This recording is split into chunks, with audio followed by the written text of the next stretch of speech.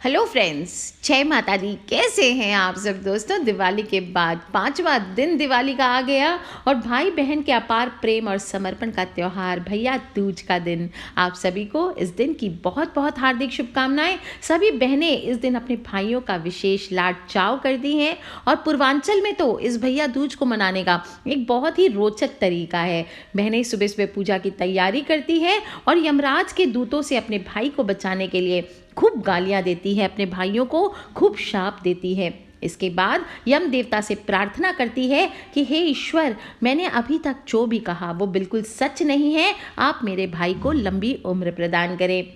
इसके बाद रुई की माला बनाई जाती है और अगर माला कहीं से टूट गई तो उसे गांठ लगाकर भाई की कलाई में पहना दिया जाता है और फिर टीका लगाती हैं।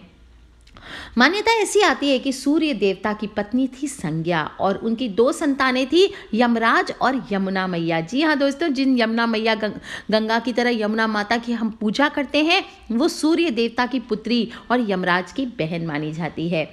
संज्ञा सूर्य का तेज सहन नहीं कर सकी और अपनी छाया मूर्ति का निर्माण करके अपने पुत्र और पुत्री को छाया को सौंपकर चली गई। छाया को यम और यमुना से किसी प्रकार का लगाव नहीं था, लेकिन यमराज और यमुना में बहुत प्रेम था। वो अपनी बहन से बहुत प्यार करते थे और अपनी बहन से मिलने के लिए चेष्टा करते रहते थे, पर उन्हें पता नहीं था उनकी बहन कहाँ है। एक दिन उन्हें दिखाई दिया कि उनकी बहन यमुना तट पर बैठी हुई थी और फिर वो अपनी बहन की नाराजगी को दूर करने के लिए उनसे मिलने पहुंचे। भाई को देखकर यमुना बहुत खुश हुई, भाई के लिए खाना बनाया, आदर सत्कार किया और बहन का प्यार इतना था, ये देखकर यम इतने खुश हुए कि उन्होंने यमुना माता को खूब सारे भेंट दिए। यम ने विदा लेने से पहले अपनी बहन यमुना से पूछा, तुम्हारी इच्छा का वरदान मांगो। तब यमुना ने उनके इस आग्रह को सुनकर कहा कि अगर आप मुझे वर देना चाहते हैं तो यही वर दीजिए कि आज के दिन हर साल आप मेरे यहाँ आएंगे और मेरे आतिथ्य को स्वीकार करेंगे। कहा जाता है इसके बाद हर साल भाई दूज का त्योहार मनाया जाने लगा। इसलिए भाई दूज को यमराज और यमुना का पूजन करने का विशेष नियम आता है। इसके अलावा भगवान श्री कृष्ण और उनकी बहन सुभद्रा को लेकर के भी भाई दूज की एक कथा प्रचलित है कि जब नरकासुर को मारकर लौटकर श्री कृष्ण अपने घर बहन सुभद्रा से मिलने पहुंचे तो उनकी बहन ने उनको फूलों का श्रृंगार किया और आरती से स्वागत किया था, उनके माथे पर टीका लगाया। इसके बाद से इस त्योहार को मनाया जाने लगा। इस दिन सभी बहनें अपने अपने भाइयों की लंबी उम्र के लिए प्रार्थना करती है। जो भी विवाहित महिलाएं होती है वो अपने भाइयों को घर पर आमंत्रित करके उनको तिलक लगाकर भोजन कराती है। और जहाँ रक्षाबंधन में भाई अपनी बहन को सदैव उसकी रक्षा करने का वचन देते हैं, वहीं भैया दूज के मौके पर बहन अपने भाई की लंबी आयु के लिए प्रार्थना करती है। कई जगहों पर तो इस दिन बहनें अपने भाइयों को तेल लगाकर उनको स्नान कराती हैं और अगर आसपास यमुना नदी है तो वहाँ स्नान करना बहुत शुभ माना जाता है। वहाँ बैठकर भोजन करना भाई बहन को शुभ माना जाता है। लेकिन अगर ऐसा संभव ना हो तो भैया दूज के दिन भाई को अपनी बहन के घर नहाना चाहिए और भोजन करना चाहिए। एक साथ एक घर में रहने वाले भाई बहन को भी इस दिन साथ बैठकर भोजन करना चाहिए। विवाहित नहीं भी आपकी बहन तो उसके हाथों का बना हुआ भोजन आज के दिन करना चाहिए। अगर आपकी सगी बहन नहीं भी है तो चाचा, भाई, मामा आदि की पुत्री या पिता की बहन यानी कि अपनी बुआ के घर जा कर के आपको भोजन करना चाहिए। और इस दिन भाइयों को चावल खिलाना बहुत ही शुभ माना जाता है। दोस्तों, भोजन करने के बाद बहन को गहने, वस्त्र आदि उपहार स्वरूप देना चाहिए। और इस दिन जैसा मैंने बताया यमुना जी में स्नान करने का बहुत बहुत महत्व होता है, तो अगर पॉसिबल हो तो यमुना जी में आज स्नान करें। इस दिन मृत्यु के देवता यम की पूजा भी करनी चाहिए। सबसे पहले भैया दूज के दिन नहा धोकर के स्वच्छ वस्त्र पहने, बहनें नए कपड़े पहने, विधि विधान के साथ यम की पूजा करें। यम की पूजा के साथ यमुना, चित्रगुप्त, यमदूतों की पूजा करें और सूर्य देव को जरूर अर्घ्य दें। यम की पूजा करते हुए बहन प्रार्थना करे कि हे यमराज, श्री मार्कंडे, हनुमान, राजा बलि, परशुराम, व्यास, विभीषण, कृपाचार्य तथा अश्वत्थामा इन 8 चिरंजीवियों की तरह मेरे भाई को भी चिरंजीवी होने का वरदान दे। अब यम की पूजा कैसे करेंगे? यम देवता का चित्र आदि तो घर पे रखा नहीं जाता, इसलिए दक्षिण दिशा की ओर एक दिया जला करके तेल का आपको यम देवता का नाम लेकर के पूजन करना चाहिए। इसके बाद आप कुमकुम और रोली से अष्टदल वाला कमल का फूल बनाएं या चावल का घोल हो सके तो उससे एक चौक बनाएं और इस पर पाटा डाल दें और भाई को विराजमान करके उसकी पूजा करें। भाई की हथेली पर थोड़ा सा चावल का घोल लगा के पान, सुपारी, पुष्प, एक पैसा रख करके उसके हाथ पर जल छीटें। गंगा पूजे यमुना को, यमी पूजे यमराज को, सुभद्रा पूजे कृष्ण को और गंगा यमुना नीर बहे मेरे भाई आप बड़े फूले फलें, इस प्रकार से बोलते हुए भाई को तिलक करें। ध्यान रखें, भाई को तिलक करते वक्त बहन पूरब तथा पश्चिम दिशा में ही बैठें। अब बहन भाई की आरती उतारे और उसके बाद हाथों में कलावा बांधे, मिठाई खिलाएं।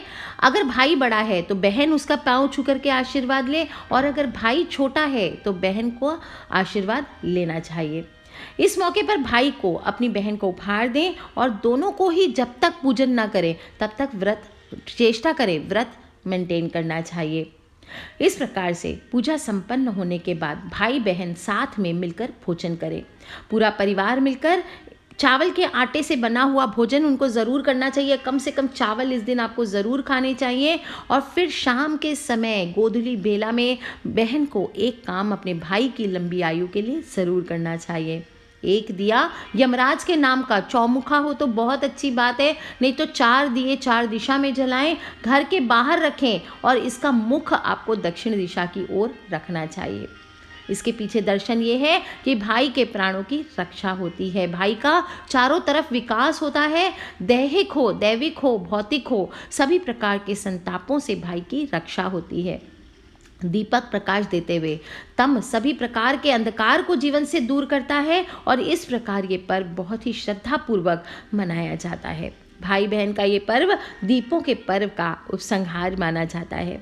इस दिन यमराज पूजन करने वाले को मनोवांछित फल की प्राप्ति होती है, धन धान्य यश और दीर्घायु की प्राप्ति होती है। शाप देने के लिए सांप काटे, बाघ काटे, बिच्छू काटे, जो काटे सो आज काटे जैसे जुमले बरसों से इस्तेमाल किए जा रहे हैं। लखनऊ आदि साइड में इस तरह से बोला जाता है कि इस दिन यम के दूत भाई के प्राण नहीं ले जाएंगे, इसलिए बहनें शाप देकर ये कहती है कि भाई पर जो भी विपत्ति आनी है आज ही आ जाए, क्योंकि आज उसे कुछ भी नहीं हो सकता। इस त्यौहार का संदेश यही है कि भाई बहन के बीच का प्यार हमेशा बना रहना चाहिए, चाहे दोनों अपनी अपनी जिंदगियों में कितने भी व्यस्त क्यों ना हो, लेकिन एक दूसरे के साथ कुछ पल तसल्ली के जरूर गुजारने चाहिए। इस प्रकार से आप सभी से निवेदन है कि भाई बहन का ये प्यारा सा त्यौहार ज़रूर मनाएं और भाई दूज के तिलक का मुहूर्त 9 नवंबर 2019 को दोपहर को 1:16 से 3:28 तक का है। तो आप सभी से निवेदन है कि जो लोग भी भाई दूज का त्यौहार मनाएंगे इस शुभ मुहूर्त के अंदर अपने भाई को तिलक करें ताकि उसकी लंबी आयु की आप कामना कर सकें। दोस्तों, इसके आगे मैं कथा कह देती हूँ। जो लोग भी कथा सुनना चाहते हैं भाई दूज की वो बड़े ध्यान से सुने। एक बुढ़िया माई थी, उसके 7 बेटे थे और एक बेटी थी। बेटी की शादी हो चुकी थी। जब भी उसके बेटे की शादी होती फेरों के समय एक नाग आता और उसके बेटे को डसकर ले जाता। बेटा वहीं ख़त्म हो जाता और बहू विधवा हो जाती। इस तरह उसके 6 बेटे मर गए। 7वें की शादी होनी बाकी थी। इस तरह अपने बेटों के मर जाने के दुख से बुढ़िया रो रो कर अंधी हो गई थी। भाई दूज जब आने को हुई तो भाई ने कहा कि मैं बहन से तिलक कराने जाऊंगा। माँ ने कहा ठीक है। उधर जब बहन को पता चला कि उसका भाई आ रहा है तो वो खुशी से पागल हो गई। पड़ोसन के यहाँ गई और पूछने लगी कि जब बहुत प्यारा भाई घर आए तो क्या बनाना चाहिए। पड़ोसन उसकी खुशी को देखकर जल भुन गई और कह दिया कि दूध से रसोई लेप, घी में चावल पका। बहन ने ऐसा ही किया। जब भाई बहन के घर जा रहा था तो रास्ते में उसे एक सांप मिला। सांप उसे डसने को हुआ तो भाई बोला तुम मुझे क्यों डस रहे हो। तो सांप बोला मैं तुम्हारा काल हूँ और मुझे तुमको डसना है। तब भाई बोला मेरी बहन इंतज़ार कर रही है, मैं जब तिलक करा के वापस लौटूंगा तब तुम मुझे डस लेना। सांप ने कहा भला आज तक कोई अपनी मौत के लिए लौट कर आया जो तुम आओगे। तो भाई ने कहा अगर यकीन नहीं है तो तू मेरे झोले में बैठ जा, जब मैं अपनी बहन से तिलक करवा लूँ तब तू मुझे डस लेना। सांप ने ऐसा ही किया। भाई बहन के घर पहुंच गया। दोनों बड़े खुश हुए। भाई बोला बहन जल्दी से खाना दे, बड़ी भूख लगी है। बहन क्या करे, ना तो दूध की रसोई सूखे और ना ही घी में चावल पके। भाई ने तब पूछा अपनी बहन से कि इतनी देर क्यों लग रही है, तू क्या पका रही है। तब बहन ने बताया कि मैंने ऐसा ऐसा किया है। तब भाई ने कहा, अरे पगली, कहीं घी में कभी चावल पकते हैं या दूध से कोई रसोई लीपता है? गोबर से रसोई लीप और दूध में चावल पका। बहन ने तब वैसा ही किया और खाना खा के भाई को बहुत जोर की नींद आने लगी। इतने में बहन के बच्चे आ गए। बोले, मामा मामा हमारे लिए क्या लाए हो? भाई बोला, मैं तो कुछ नहीं लाया। बच्चों ने वो झोला उनसे छीन लिया जिसमें सांप था, और जैसे ही उसे खोला तो उसमें से हीरे का हार निकला। बहन ने कहा, भैया तूने बताया नहीं कि तू मेरे लिए इतना सुंदर हार लाया है। भाई बोला, बहना तुझे पसंद है तो तू ले ले, मुझे हार का क्या करना है। अगले दिन भाई बोला, अब मुझे जाना है, मेरे लिए खाना रख दे। बहन ने उसके लिए लड्डू बना के एक डब्बे में रख दिए। भाई कुछ दूर जाकर थककर पेड़ के नीचे सो गया, और इधर बहन के जब बच्चों को भूख लगी तो माँ से कहा कि खाना दे दो। माँ ने कहा, खाना बनने में अभी देर है। तो बच्चे बोले कि मामा का जो रखा है वही दे दो। तो वो बोली कि लड्डू बनाने के लिए बाजरा पीसा था, वही बचा पड़ा है, चक्की में जाकर खा लो। बच्चों ने देखा कि चक्की में तो सांप की हड्डियां पड़ी। यही बात माँ को आकर बताई तो वो बावरी सी होकर भाई के पीछे भागी। रास्ते भर लोगों से पूछते कि किसी ने मेरा गैल बटोई देखा, किसी ने मेरा बावरा सा भाई देखा। तब एक ने बताया कि कोई लेटा तो पड़ा है पेड़ के नीचे, देख ले, वही तो नहीं। भागी भागी पेड़ के नीचे पहुंची, अपने भाई को नींद से उठाया। भैया भैया, कहीं तूने मेरे लड्डू तो नहीं खाए? तब भाई कहता है, ये ले तेरे लड्डू, नहीं खाए मैंने, ले दे के एक लड्डू ही तो तूने दिए थे, उसके भी पीछे पीछे आ गई। बहन बोली, नहीं भाई, तू झूठ बोल रहा है, जरूर तूने खाया है, अब तो मैं तेरे साथ चलूंगी। भाई ने बोला, तू नहीं मान रही तो चल फिर। चलते चलते बहन को प्यास लगी। वो भाई को कहती कि मुझे पानी पीना है। भाई बोला, अब मैं यहाँ तेरे लिए पानी कहाँ से लाऊं? दूर कहीं चील उड़ रही थी, चली जा, वहाँ शायद तुझे पानी मिल जाए। जब बहन वहाँ गई और पानी पीकर लौट रही थी तो रास्ते में देखा कि एक जगह ज़मीन में 6 शिलाएं गड़ी हुई है और एक बिना गड़ी हुई रखी हुई है। उसने बुढ़िया से पूछा कि ये शिलाएं कैसी है। तब उस बुढ़िया ने बताया कि एक बुढ़िया है, उसके 7 बेटे थे, 6 बेटे की शादी के मंडप में ही मर चुके, उनके नाम की ये शिलाएं जमीन में गड़ी है। अब 7वें की शादी होना बाकी है, जब उसकी शादी होगी तो वो मंडप में ही मर जाएगा, तब ये 7वीं शिला भी जमीन में गाड़ दी जाएगी। ये सुनकर बहन समझ गई कि ये शिलाएं किसी और की नहीं बल्कि उसके भाइयों के नाम की है। उसने उस बुढ़िया से अपने 7वें भाई को बचाने का उपाय पूछा। बुढ़िया ने उसे बतला दिया कि वो अपने 7वें भाई को कैसे बचा सकती है। सब जानकर वो वहाँ से अपने बाल खोलकर पागलों की तरह अपने भाई को गालियाँ देती हुई चली। भाई के पास आकर बोलने लगी, तू तो जलेगा, तू कुटेगा, तू मरेगा। भाई उसके इस व्यवहार को देखकर चौंक गया, उसे कुछ समझ नहीं आया।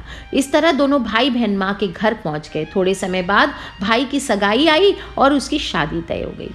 जब भाई सेहरा पहनने लगा तो वो बोली, ये क्यों सेहरा बांधेगा? सेहरा तो मैं पहनूंगी, ये तो जलेगा मरेगा। सब लोगों ने परेशान होकर सेहरा बहन को दे दिया। बहन ने देखा उसमें किलंगी की जगह सांप का बच्चा था। बहन ने उसे निकाल कर फेंक दिया।